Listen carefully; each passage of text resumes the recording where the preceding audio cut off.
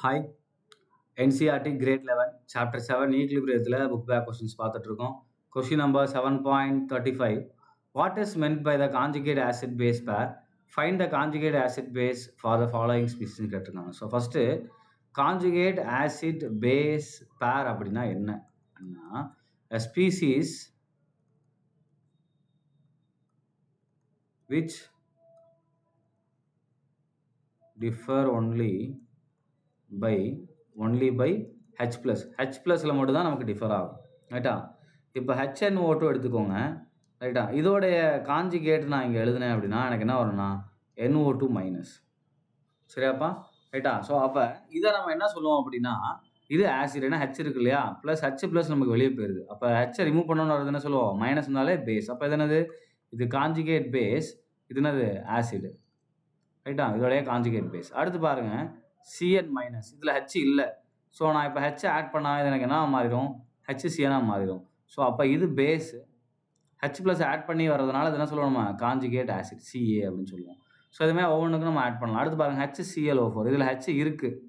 அப்போ அதை நான் ஸ்ப்ளிட் பண்ணும்போது என்ன, ஹெச்சை டொனேட் பண்ணிச்சுன்னா மிச்சம் இருக்கும் ClO4 மைனஸ் இருக்கும், ப்ளஸ் ஹெச் ப்ளஸ் நமக்கு வெளியே போயிடும். இப்போ இது வந்து ஹெச்சை டொனேட் பண்ணுறதுனால இது ஆசிட். ஸோ அப்போ ஆசிட் நமக்கு ஒரு ஹெச்சை கொடுத்தோன்னா நமக்கு என்ன மாறிடும், கான்ஜுகேட் பேஸாக மாறிடும். ஸோ இது கான்ஜுகேட் பேஸ், ரைட்டா? அடுத்து பாருங்கள் F மைனஸ், இதில் ஹெச் இல்லை. ஸோ நான் ஹெச்சை ஆட் பண்ணலாம். ஸோ ஹெச்சை ஆட் பண்ணோம் அப்படின்னா நமக்கு இது என்ன மாறும், HFஆக மாறும்.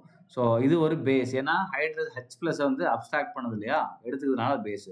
ஹெச்சை டொனேட் பண்ணால் அது ஆசிட்னு சொல்லுவோம். ஸோ இது பேஸ்னா இது அதோட என்ன வரும், கான்ஜுகேட் ஆசிட், இது CA. இப்போ அதே மாதிரி OH மைனஸ் பாருங்கள், இதுலேயும் ஹெச் இல்லை. ஸோ ஹெச் ப்ளஸ் இல்லை, அப்போ ப்ளஸ் ஹெச் ப்ளஸ் போடுறேன், இது நமக்கு என்ன ஃபார்ம் பண்ணும், வாட்டராக ஃபார்ம் பண்ணும். ஸோ அப்போ இது பேஸ், ஹெச் ப்ளஸை அக்செப்ட் பண்ணதுனால இது பேஸு.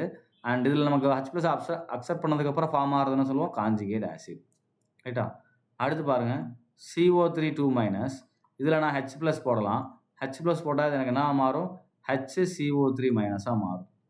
அப்போ இது வந்து பேஸு, இது என்னது, இதோடைய கான்ஜுகேட் ஆசிட். மைனஸ் இருந்தாலும் இதுக்கு இது என்னது சார், மைனஸ் இருந்தால் பேஸ் தான் சார், அடுத்த கொஸ்டின் டவுட் வரலாம். ஏன்னா மைனஸ் இருக்கலாம் பேஸாக வந்துருக்கு.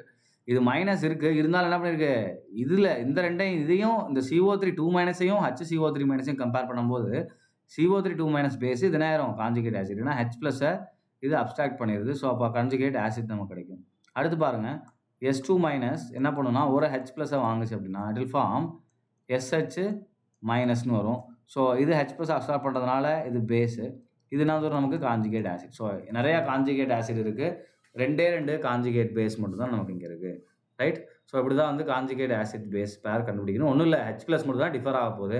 ஹெச் ப்ளஸை வாங்குச்சுன்னா பேஸ், ஹெச் ப்ளஸை கொடுத்துச்சுன்னா ஆசிட். ஸோ அது பேசிக் தான் தெரியும் அப்படின்னு நினைக்கிறேன். அதை வச்சு நம்ம நினைக்கலாம் ஸ்பீசிஸே எழுதிக்கலாம், ரைட்? தேங்க்யூ.